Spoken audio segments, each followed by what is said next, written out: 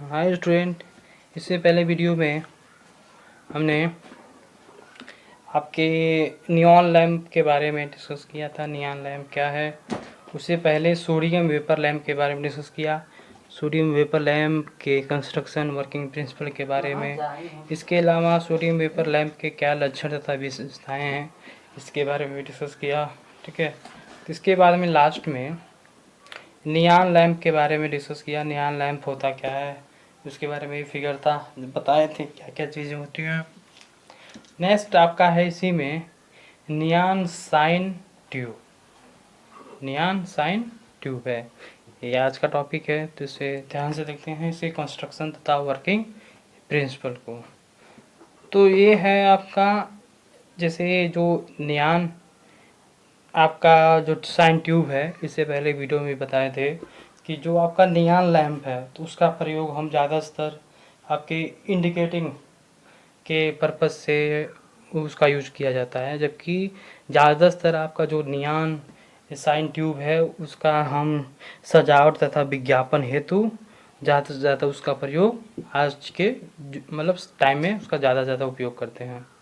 तो उसी के बारे में है, जैसे नियॉन साइन ट्यूब है। देखिए, एक हमने सजावट के हेतु हमने थैंक्स एक शब्द को उसको सजावट के रूप में रखे हैं। तो ये इसका बेसिक डायग्राम है। तो इसके डायग्राम में देखिए, साइन ट्यूब का डायग्राम, इलेक्ट्रिकल सर्किट डायग्राम में देखिए क्या क्या चीज़ें हैं। ये सप्लाई है, यहाँ पे देखिए नीचे ये सप्लाई है जो सिंगल फेस एसी सप्लाई के साथ जुड़ी होती है। Single phase AC supply, single phase AC supply होता है। इसके पश्चात आपका मेन स्विच होता है, ये आपका मेन स्विच होता है। मेन स्विच के साथ दूसरा आपका फायर मेन स्विच होता है। ठीक है, अभी बताएंगे कि मेन स्विच क्या होता है, फायर मतलब फायर मेन स्विच क्या होता है, लेकिन अभी फ़िलहाल इसको इस प्रकार संयोजित किया गया। पहला सिंगल फेस एसी सप्लाई, उसके बाद मेन स्विच, उसके बाद आपका फायर मेन स्विच। इसके पश्चात हम एक कंडेंसर लगाते हैं। कंडेंसर का महत्व आपको बताया था कि पावर फैक्टर को इम्प्रूव करने के लिए लगाया जाता है। ठीक है, उसके बाद एक चौक होता है, इसके साथ सीरीज में चौक लगाया जाता है, चौक कुंडली। इसके बाद एक स्टेप अप ट्रांसफार्मर, आपका स्टेप अप ट्रांसफार्मर आपका इत्यादि को इसमें दर्शाया गया है। इसके बाद आपके जो जिस सर्किट को मतलब जिस शब्द को हमें सजावट के लिए बनाना रहता है उसको उस शेप के आकार में हम दे देते हैं। ठीक है, ये रहा इसका बेसिक सर्किट डायग्राम। सर्किट में क्या क्या चीज़ें होती हैं इसके बारे में हमने देखा। तो ये रहा, इसके बाद देखते हैं एक एक चीज़ें इसके बारे में। देखिए, जैसे पहले बताया क्या है कि जो नियॉन साइन ट्यूब है, इसके इलेक्ट्रिकल सर्किट डायग्राम के अकॉर्डिंग इसके दो मेन स्विच हैं। पहला आपका मेन स्विच है, दूसरा आपका फायर मेन स्विच है। तो जो मेन स्विच है, इस जो मेन स्विच है इसे ट्यूब को ऑन तथा ऑफ करने के लिए हम प्रायः रेगुलरली यूज किया जाता है। ठीक है, तो जो मेन स्विच है उसका काम यही है कि जो ट्यूब है, जो आपका नियॉन साइन ट्यूब है, उसको रेगुलरली मतलब ऑन या ऑफ करने के लिए प्रयोग किया जाता है। ठीक है, इसके अलावा दूसरा है आपका फायर मेन स्विच। तो फायर मेन स्विच क्या है इसके बारे में देखते हैं। जो फायर मेन स्विच है, इसे ट्यूब को ऑफ करने के लिए आपातकालीन या कभी कभार स्थिति में प्रयोग किया जाता है। तो फायर मेन स्विच का प्रयोग हम जनरली हर बार नहीं करते हैं, मतलब रेगुलरली इसका यूज नहीं किया जाता। उसका यूज मेन स्विच ही किया करते हैं जो हमेशा रेगुलरली यूज होता है। इसका फायर मेन स्विच का तभी आप प्रयोग करेंगे, वो कभी कभार प्रयोग होता है, मतलब उस स्थिति में जब बहुत ज़्यादा इमरजेंसी की स्थिति में हो। ठीक है, तब हम आपको फायर मेन स्विच के द्वारा हम सर्किट को बंद करने का कार्य करते हैं। ठीक है, इसलिए इसे हम आपके बिल्डिंग तथा प्रीमिसेस से बाहर लगाया जाता है, मतलब बिल्डिंग से बाहर लगाया जाता है। जो बिल्डिंग आपका रहता है उसके बाहरी जो आपका गेट होता है, बोर्ड होता है, उसी पे लगाया जाता है, ताकि अगर मान लिया कभी इमरजेंसी की स्थिति आया, मतलब आग लग गया या कुछ और स्थिति आ गई, दैनिक स्थिति आ गई, तो उस स्थिति में हम क्या करते हैं कि फायर मतलब स्विच द्वारा पूरे सर्किट को बंद करने का कार्य किया जाता है। ठीक है, तो ये चीज़ रहा। इसके अलावा इसमें और भी चीज़ें हैं। जो आपका नियॉन साइन ट्यूब है, एक प्रकार का कूल्ड कैथोड टाइप ट्यूब है। जो नियॉन आपका साइन ट्यूब है वो एक प्रकार का कैथोड टाइप ट्यूब है। कोल्ड कैथोड टाइप ट्यूब इसलिए बोला जाता है कि इसमें किसी भी प्रकार के हीटिंग एलिमेंट की आवश्यकता नहीं होती है। मतलब इसको स्टार्ट करने के लिए या कह सकते हैं मतलब सेशन शुरू करने के लिए किसी भी हीटिंग एलिमेंट की आवश्यकता नहीं पड़ती है, इसीलिए इसको हम कोल्ड कैथोड टाइप ट्यूब कहते हैं। इसके अलावा इसमें और भी चीज़ें हैं। देखिए जो आपका न्यूऑन साइन ट्यूब है, इसकी जो इनिशियल इलेक्ट्रिक डिस्चार्ज होती है वो काफ़ी उच्च होती है, मतलब हाई होती है, लगभग आपका 3 किलो वोल्ट पर होता है। तो इसका जो इनिशियल आपका इलेक्ट्रिक डिस्चार्ज हेतु के लिए जो आपका वोल्टेज की आवश्यकता होती है वो काफ़ी आपका उच्च होता है, लगभग 3 किलो वोल्ट होता है। ठीक है, इनिशियल डिस्चार्ज के लिए। तो मतलब ये है कि जो ट्यूब में आपका जो नियॉन जो गैस होती है, ठीक है, उसको विसर्जन हेतु मतलब प्रकाशित होने के लिए इनिशियल डिस्चार्ज के लिए आपको 3 kilo volt high voltage supply की आवश्यकता पड़ती है। इसके बाद और इसमें आता है कुछ और भी चीज़ें हैं। जो आपका नियॉन जो साइन ट्यूब है, इसका प्रयोग हम लाइटिंग के पर्पस के लिए नहीं करते हैं, अति कम होता है। आपको बताया था उसका प्रयोग हम ज़्यादातर इंडिकेटिंग, कोई भी सर्किट है उसको इंडिकेट करने के लिए, जैसे बताया था इससे पहले वीडियो में, हम लैब में आपने देखा होगा कि छोटे छोटे बल्ब होते हैं, वो आपके इंडिकेट करते हैं कि कोई भी सर्किट में करंट फ्लो हो रहा है कि नहीं फ्लो हो रहा है, या किसी भी इलेक्ट्रिक इंस्ट्रूमेंट है उसका पॉजिटिव टर्मिनल कौन सा है, नेगेटिव टर्मिनल कौन सा है। तो विभिन्न टेस्टिंग पर्पज़ के लिए हम क्या करते हैं, मतलब टेस्टिंग इंडिकेटिंग के लिए हम उसका प्रयोग करते हैं। लेकिन क्या है कि जो नियॉन साइन ट्यूब है आगे प्रकाश के लिए अति कम उपयोग होता है, परंतु इसका प्रयोग ज़्यादातर विज्ञापन तथा सजावट के लिए अत्यधिक होता है। विज्ञापन के लिए हम क्या करते हैं, शब्दों को सेक्शन के रूप में किया जाता है। जैसे ये आपका लिखा है, जैसे देखिए क्या है, थैंक्स एक पूरी तरह से एक शब्द है, तो उसको हमने टी को देखिए इस आकार में दिया, एच को इस आकार में, ए को इस आकार में, एन को इसमें, के को इसमें, एस को इसमें। इस प्रकार हमने टी को 2 सेक्शन में बांटा, इसी तरह एच को 3 सेक्शन में बांट दिया, इसी तरह ए को भी 3 सेक्शन में बांटा, इसी तरह एन को भी 3, इसके 4 सेक्शन हो जाते हैं, इसका एक ही सेक्शन होता है। इस तरह क्या करते हैं कि शब्दों को हम कई सेक्शनों में बांटते हैं। अब प्रत्येक जो आपका सेक्शन की जो लंबाई होती है वो लगभग 2 से 5 मीटर तक होती है, 2 से 5 मीटर से ज़्यादा नहीं होती है। उसकी जो लंबाई जो हर पर सेक्शन की जो लंबाई है वो आपकी मिनिमम 2 मीटर तथा मैक्सिमम 5 मीटर तक होती है। ठीक है, इसके अलावा जो पर सेक्शन के दोनों सिरों पे, मतलब दोनों सिरों पे यहाँ पर देख सकते हैं, यहाँ पे एक सिरा वाली पर सेक्शन है, तो इसके दोनों सिरों पे, एक यहाँ पे एक यहाँ पे, दोनों सिरों पे आपके 2 इलेक्ट्रोड लगे जाते हैं। ठीक है, 2 इलेक्ट्रोड लगाए जाते हैं। इन इलेक्ट्रोडों के मतलब इस पार तथा दूसरे पार, मतलब एक पार पर आपका एक स्टेप अप ट्रांसफार्मर ये लिखा है, देखिए एक यहाँ पे इसका सिरा, एक तीसरा सिरा, ये संयोजित जाता है, तो इसे ये लिखा है कि शब्द के एक पार से दूसरे पार तक। ठीक है, एक स्टेप अप ट्रांसफार्मर द्वारा 2 किलो वोल्ट से लेके 2 किलो वोल्ट से 5 किलो वोल्ट तक सिंगल फेस एसी सप्लाई उसको प्रदान की जाती है, जो आपका ट्यूब की लंबाई पर निर्भर करता है। मतलब आपकी ट्यूब की लंबाई अगर आपका 2 मीटर, मान लिया माना कि अगर ट्यूब की लंबाई आपकी 2 मीटर है तो आपको 2 किलो वोल्ट एसी सप्लाई की ज़रूरत पड़ेगी। ठीक है, अगर मान लिया उसकी लंबाई 4 है तो 4 मतलब आपका 4 केवी होगा। उसकी लंबाई अगर 5 है तो 5 किलो वोल्ट की होगी। तो वही है, अगर उसकी सेक्शन के अकॉर्डिंग उसकी सप्लाई वोल्टेज भी निर्भर करता है। 2 होगा तो 2 किलो होगा, 5 होगा तो 5 किलो वाट होगा। ठीक है, इस प्रकार। तो इसके लिए हम क्या करते हैं, एक मतलब क्या है कि वोल्टेज वोल्टेज की वैल्यू क्या है, परिवर्तित है। उसकी वैल्यू निरंतर आपका परिवर्तित हो रहा है। कभी देख रहे हैं 2 वोल्ट पे भी वर्क करता है, 5 किलो वोल्ट पे भी वर्क करता है। ठीक है, इसके अलावा मतलब 2 किलो वोल्ट से लेके 5 किलो वोल्ट के बीच में वैरी कर रहा है।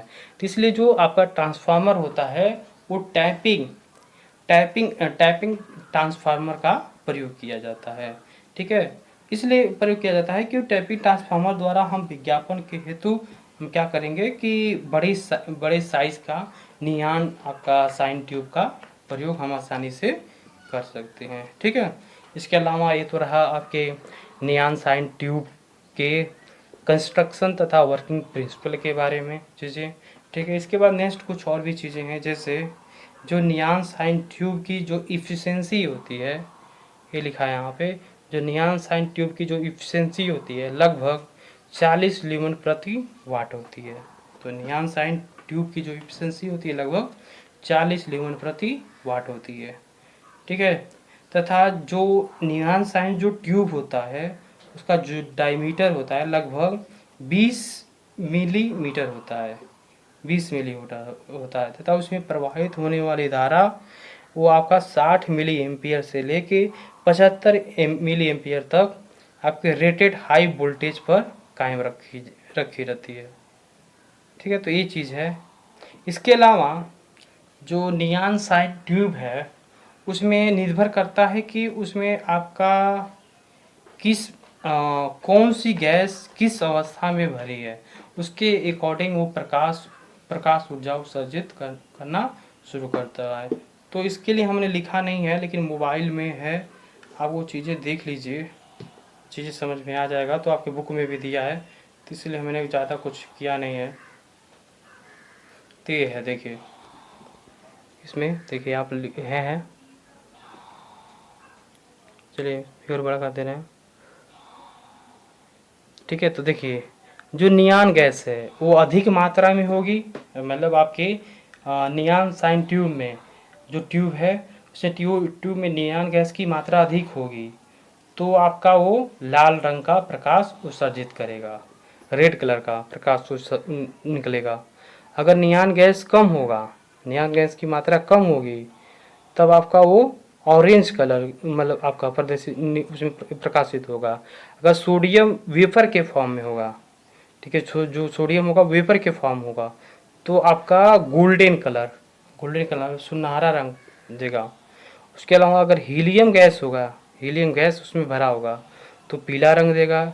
अगर नियॉन गैस प्लस मरकरी को वेफर के फॉर्म में दोनों को एक सम्मिलित रूप मिश्रण के रूप में रखेंगे तो आपका हरा मतलब हरा कलर प्रकाशित होगा। इसके अलावा लास्ट है जो अगर उसमें आर्गन गैस होगा तो आपका नीला रंग उसमें प्रकाशित होगा। ते है ये आप बुक में देख सकते हैं कि जो नियॉन साइन ट्यूब है उसमें जो भरी हुई गैस मतलब गैस कौन सी भरी है उसके आधार पे वो आपका वो उस प्रकार की प्रकाश ऊर्जा उसमें से प्रकाश ऊर्जा मतलब डिफरेंट कलर में निकलती है। ठीक है, तो ये रहा आपका नियॉन साइन ट्यूब के बारे में, उसकी कंस्ट्रक्शन के बारे में, वर्किंग प्रिंसिपल के बारे में। इसके अलावा कुछ और छोटे छोटे शब्द थे। ठीक है, तो ये रहा। दूसरा इसमें है, नेक्स्ट आप चल देखते हैं, नेक्स्ट टॉपिक है वो है आपका इलेक्ट्रिक आर्क लैम्प। नेक्स्ट है आपका इलेक्ट्रिक आर्क लैम्प। ठीक है, तो इसके बारे में देखते हैं आपका। चलिए, तो इलेक्ट्रिक आर्क लैम्प में देखिए जो तो इलेक्ट्रिक आर्क लैम्प सिंपल है, जैसे इसे नाम से ही है कि क्या है कि अगर हम फ्री वायु माध्यम में उत्पन्न इलेक्ट्रिक आर्क से अति तीव्र प्रकाश निकलती है। जैसे मान लिया कोई एक फ्री मीडियम है, वहाँ पे मतलब कोई नहीं है, सिर्फ वायु है, ठीक है। अगर उस स्थिति में अगर कोई इलेक्ट्रिक आर्क है, मतलब इलेक्ट्रिक आर्क उत्पन्न हो रही है, उसकी जो प्रकाश होती है काफ़ी तीव्र होती है, तीव्र निकलती है। इसी सिद्धांत पे जितने भी इलेक्ट्रिक आर्क लैंप की संरचना की जाती है, ठीक है। ये जो आपका इलेक्ट्रिक आर्क लैंप है, ये बहुत पुरानी किस्म की लैंप है, ठीक है, बहुत पुरानी लैंप है, ठीक है। बाद में आपके डिफरेंट टाइप के लैंपों को इंट्रोड्यूस किया गया था, लेकिन सबसे पुरानी आपकी लैंप इलेक्ट्रिक आर्क लैंप है उनमें से, ठीक है। क्या है कि वर्तमान समय में करंट समय में इनका प्रयोग कम, मतलब लाइटिंग पर्पज में कम होता है, ठीक है। इन लैंपों का प्रयोग अधिकतर spectrometer, light house, cinema projector तथा सर्च लाइट इत्यादि में किया जाता है, ठीक है।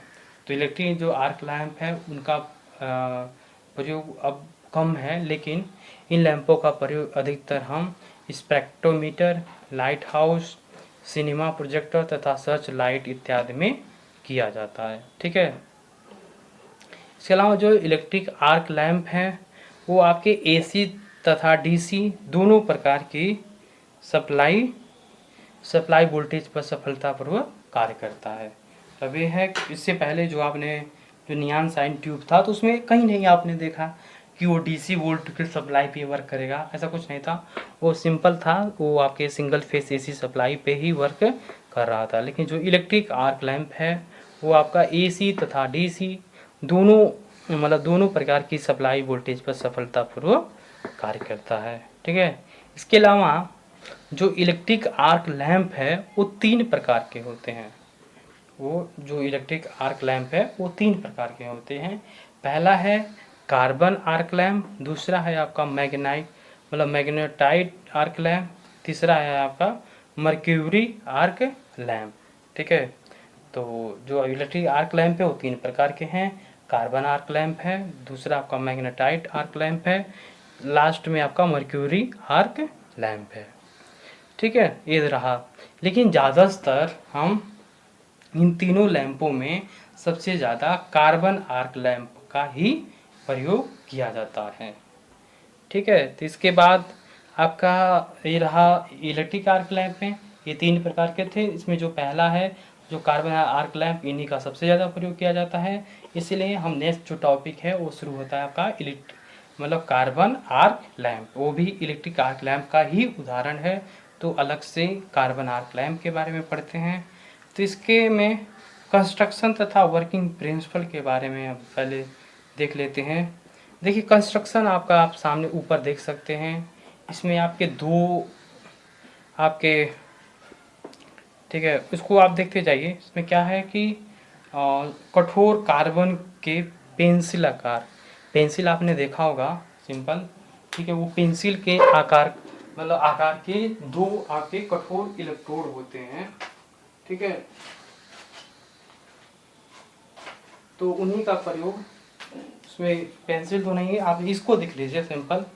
ये आपका पेन है तो पेन को देख लीजिए, ये भी पेंसिल माने पेंसिल है। तो ये भी इसका नुकीला आकार है ना, ये ऐसा पेंसिल है, इसमें बाद में देखिए ये नुकीला है।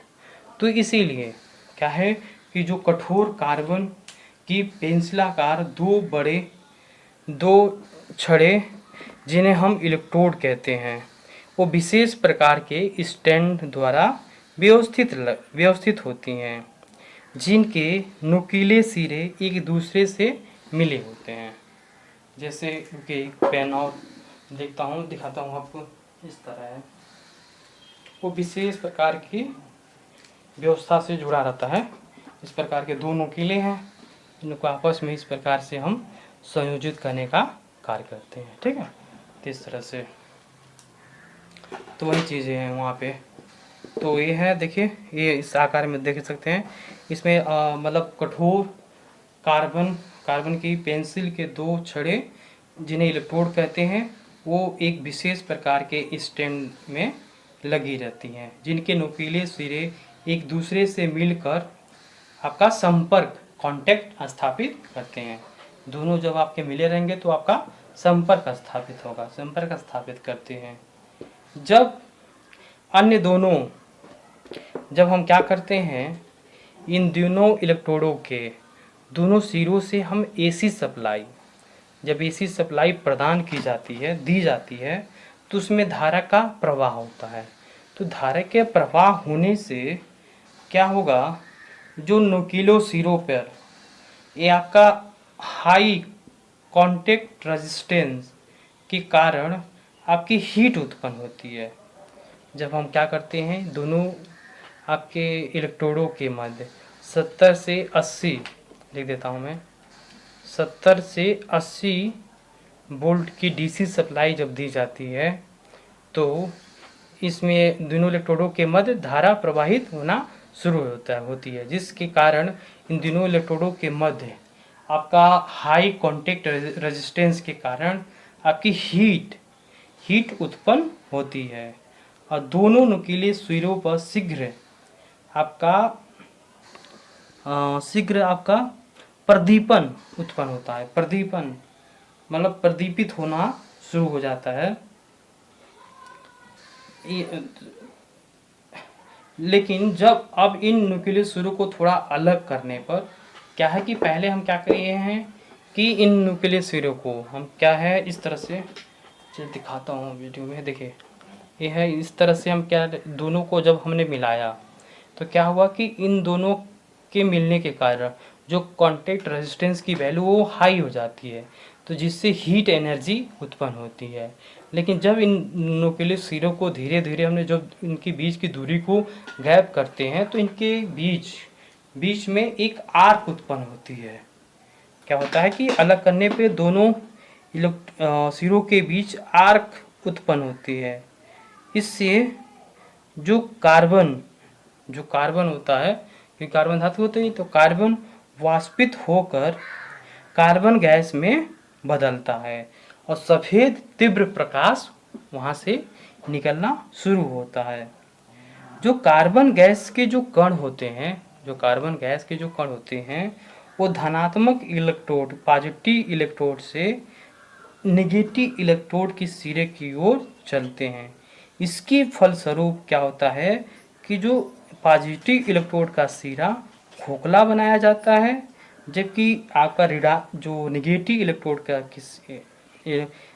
सिरे की तरफ वो धीरे धीरे जमता शुरू हो जाता है।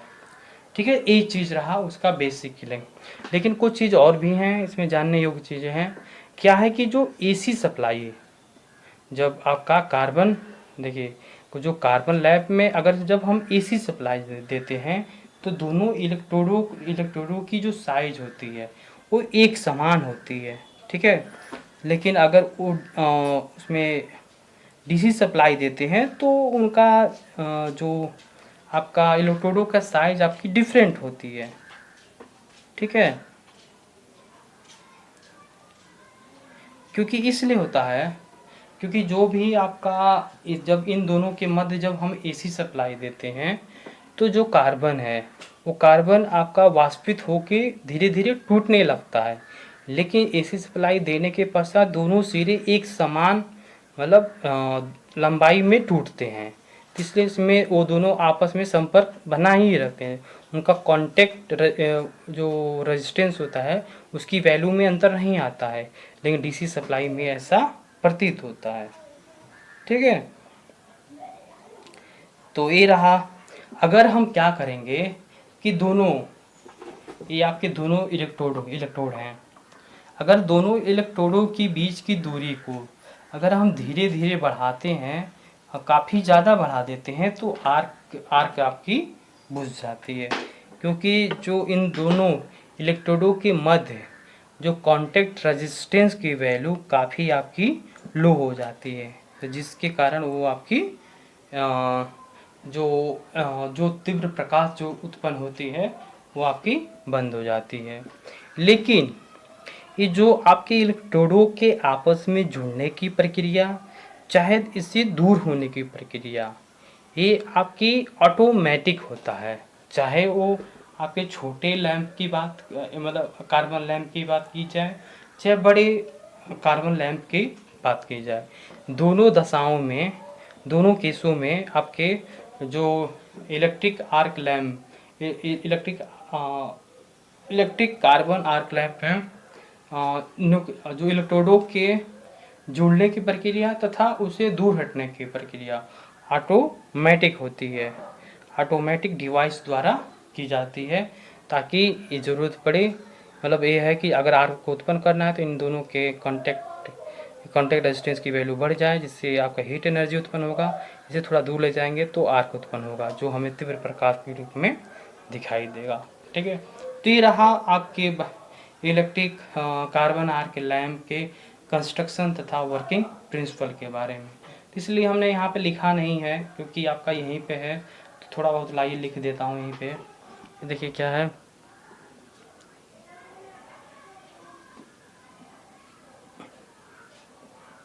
ये कार्बन के इलेक्ट्रोड हैं जो पेंसिलाकार नुकीले सिरे के द्वारा बने होते हैं। ये विशेष स्टैंड होती है, जिसके कारण ये दोनों आपस में जुड़े रहते हैं, तो और कुछ नहीं है।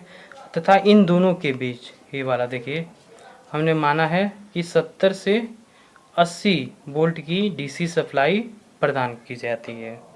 ठीक है, तो क्या होगा कि इन दोनों क्या होगा, इलेक्ट्रोडों के मध्य धारा का प्रवाह होगा। जब ये दोनों इलेक्ट्रोड के नुकीले आपस में जुड़े रहेंगे, तो जुड़े रहने के कारण कॉन्टैक्ट रेजिस्टेंस की वैल्यू काफ़ी हाई होती है। ठीक है, जब इन नुकीले सिरों को हम थोड़ा दूर लाते हैं तो इनके मध्य एक आर्क उत्पन्न होती है, एक आर्क उत्पन्न होती है। ठीक है, वही आर्क क्या करेगा कि वही आर्क आपका प्रकाश ऊर्जा उत्सर्जित करने का कार्य करती है।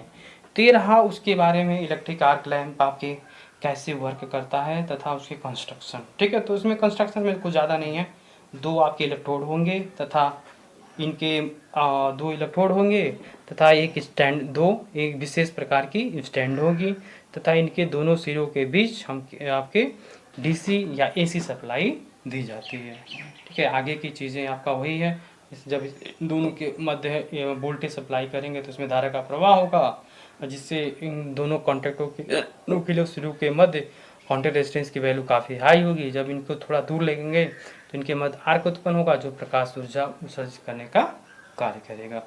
ठीक है, तो ये चीज़ रहा इलेक्ट्रिक आर्क लैम्प के आपके कंस्ट्रक्शन तथा वर्किंग प्रिंसिपल के बारे में।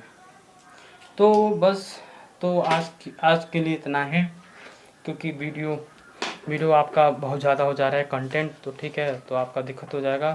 तो आज हमने दो टॉपिक के बारे में डिस्कस किया। पहला था आपका नियॉन साइन ट्यूब, ठीक है, उसके कंस्ट्रक्शन तथा वर्किंग प्रिंसिपल के बारे में देखा कि क्या क्या चीज़ें होती हैं, इसके बारे में डिस्कस किया। इसके अलावा इसमें आपका जो नेक्स्ट टॉपिक शुरू किया तो उसमें देखा कि इलेक्ट्रिक आर्क लैम्प था। तो इलेक्ट्रिक आर्क लैम्प आपके थ्री टाइप के थे।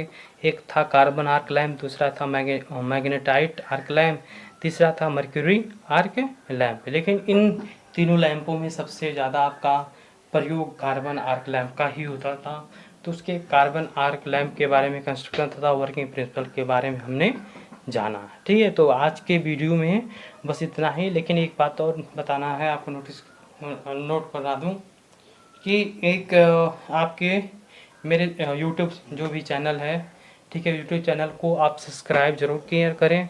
ठीक है, सब्सक्राइब करने के साथ साथ में इस वीडियो को अगर इलेक्ट्रिकल ब्रांच वाले ही बस अगर इस वीडियो को देखते हैं तो वो लोग क्या करें कि इस वीडियो को जो अन्य ब्रांच हैं, जैसे आपका जो कंप्यूटर साइंस है या इलेक्ट्रॉनिक्स है, तो उसे उनमें उन बच्चों को भी उनके ग्रुप में इस वीडियो को फॉरवर्ड कर दें, ताकि वो भी इस वीडियो द्वारा अपनी पढ़ाई को कंटिन्यू करें, मतलब कंटिन्यू रखें। ठीक है, इसके अलावा एक बात और बतानी है कि हमने जो अपने यूट्यूब पर इलेक्ट्रिकल कूलिंग करके एक थर्ड ईयर के लिए मतलब आपका टॉपिक उस पर डाला है। तो उसका वीडियो 1 2 3 मतलब उसका पार्ट 1 2 3 बस आप उसको पढ़ लीजिएगा, क्योंकि ये वो आपके लिए भी उपयोगफुल है, काफ़ी ज़्यादा उपयोग है। तो उस वीडियो को आप ज़रूर पढ़िए, एक बार देखिएगा। ठीक है, उसके अंतर्गत आपके जो इससे पहले वाले चैप्टर जो पंप को छोड़ा है मैंने बीच में, तो उसका आधा पोर्शन उसी में ख़त्म हो जाएगा। बस, तो बस आज के लिए इतना ही। Thank you.